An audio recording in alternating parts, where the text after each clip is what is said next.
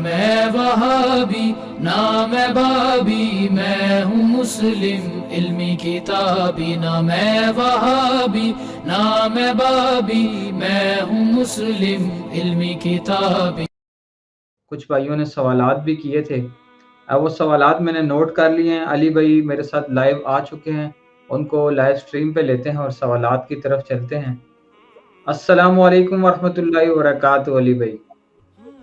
جی وعلیکم السلام ورحمۃ اللہ وبرکاتہ، ولا حول ولا قوۃ الا باللہ، اللہم صلی علی محمد وعلی آل محمد۔ اچھا جی، سب سے پہلے تو میں کچھ گزارشات رکھوں گا کچھ بھائیوں کے حوالے سے جو لوگ کیمرے پہ نہیں آتے۔ میرے بھائی، اگر ہم نے یہی بزدلی دکھانی ہے تو پھر ہم اپنے آپ کو حسینی کیوں کہتے ہیں؟ ہم نے سچائی کے لیے کھڑا ہونا ہے۔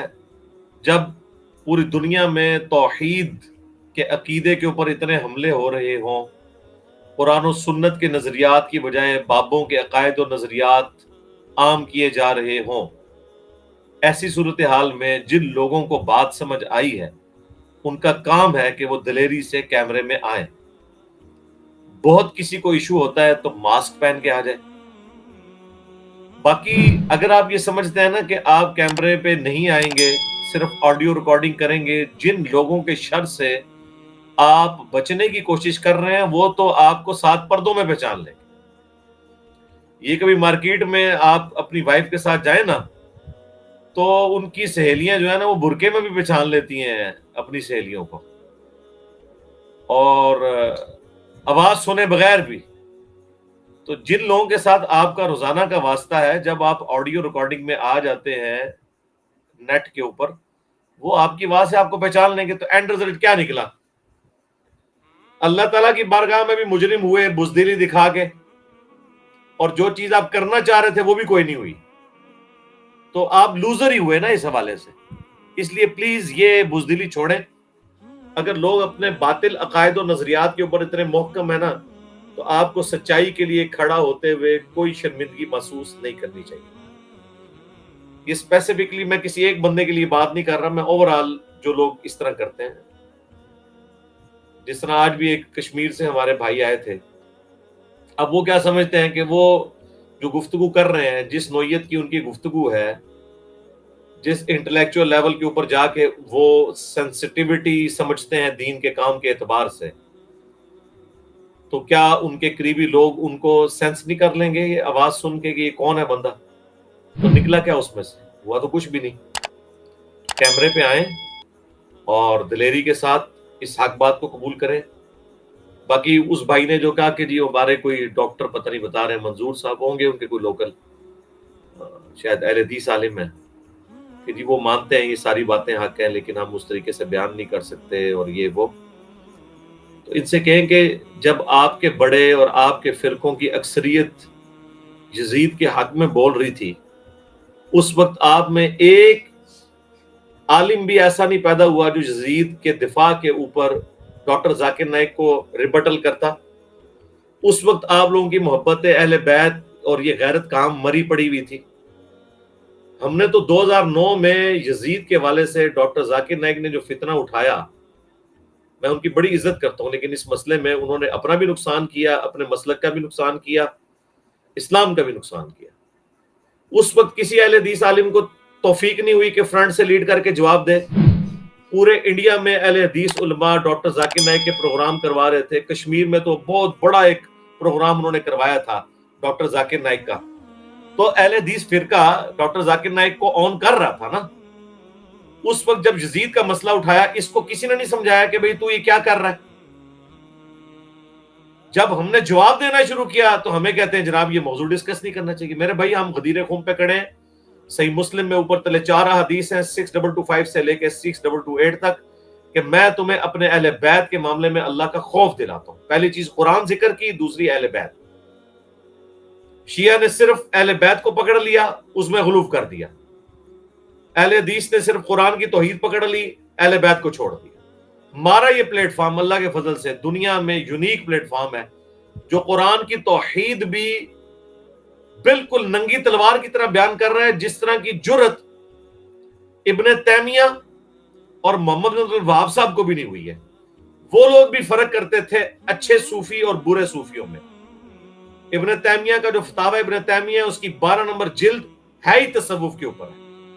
جن صوفیاء کو آج ہم کرٹیسائز کرتے ہیں قرآن و سنت کے دلائل کی روشنی میں، ابن تیمیہ نے بائی نیم ان کو بزرگ مانا ہوا ہے اپنا.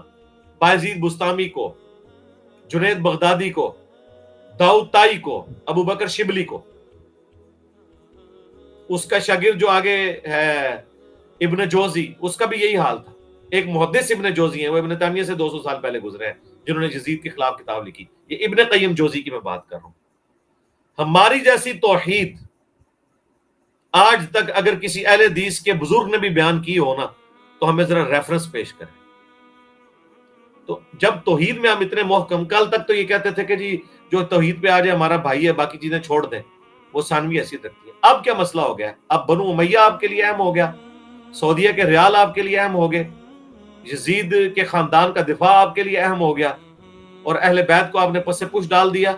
تو کس منہ سے آپ لوگ نماز میں پڑھتے ہیں اللہم صلی علی محمد وعلی آل محمد؟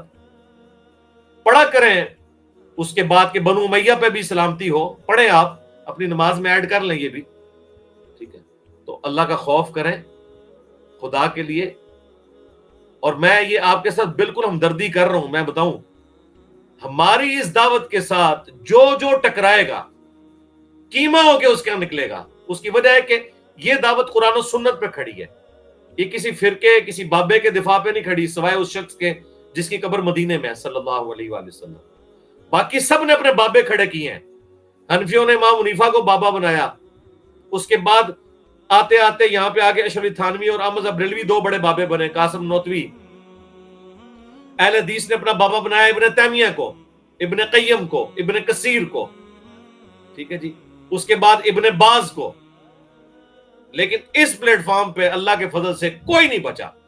جس نے ڈنڈی ماری ہے نا دین کے ساتھ، ہم نے ننگا کر کے اس کو بتایا. تو لہٰذا ہمارے ساتھ جو بھی ٹکرائے گا نا، ہم اس کے ساتھ بھلا کر رہے ہیں.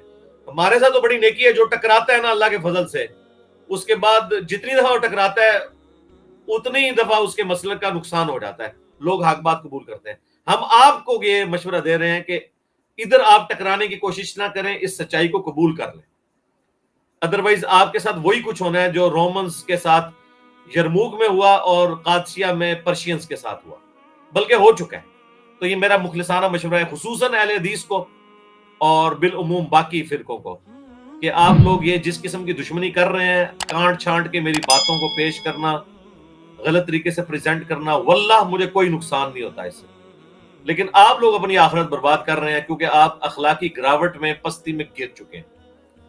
اس سے آپ کے مسلک کا بھی نقصان ہوگا، آپ کی آخرت کا بھی. میں آپ کی آخرت کی فکر میں کہہ رہا ہوں کہ انسان بن جائیں اور یہ حرکتیں چھوڑ دیں. آج تک اہل حدیث جو ہیں وہ دیوبند اور بریلویوں کے سامنے سینہ تان کے چلتے تھے کہ جی ہمارا ہر مسئلہ قرآن و حدیث سے ثابت ہوتا ہے.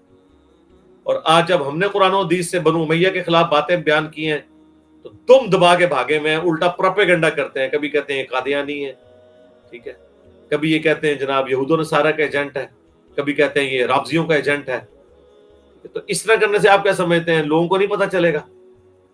مجھے ایک بندہ بتائیں آپ لوگ جو ہمارے ساتھ پرماننٹلی اٹیچ ہو اور اس دعوت کو چھوڑ کے گیا ہو، پرماننٹلی اٹیچ ہو، اور آپ کے ساتھ پکے اٹیچ ہوئے ہوئے لوگ ٹوٹ گئے، تو ان کو پتہ چل گیا سچائی کیا. الحمدللہ. ہاں جی، سوالات کا سلسلہ شروع کریں.